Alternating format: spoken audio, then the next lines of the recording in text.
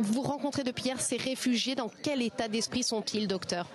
Alors, la plupart, tous viennent de situations de pays de guerre, souvent dans un contexte de fatigue, de harassement. La traversée des différents pays d'Europe s'est passée de manière difficile, avec un contexte d'hostilité qui prolonge en quelque sorte le traumatisme initial de ces familles.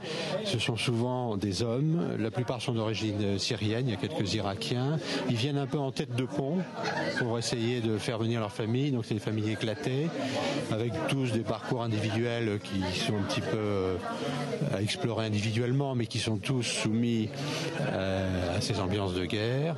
Là, j'ai vu par exemple 3 frères dont la famille s'est effondrée sous les bombardements, qui sont restés 4 heures. Il n'y a pas eu de mort, heureusement. On va voir un jeune Irakien qui, lui, a été précipité du 4e étage par Daesh, qui a eu les jambes brisées. Bon, c'est des situations... Vous les sentez très fragilisés, ces réfugiés? Non, je suis plutôt étonné en les voyant arriver ce matin, notamment. Je vois la plupart des hommes jeunes, fatigués, mais je les sens déterminés. J'ai l'impression de voir des gens quand même résistants, entre guillemets.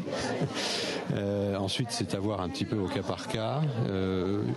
Les gens qui les ont accompagnés au cours du voyage de Munich, donc ici la Croix-Rouge, ne m'ont pas signalé de situation critique, parce que nous sommes là pour ça aussi.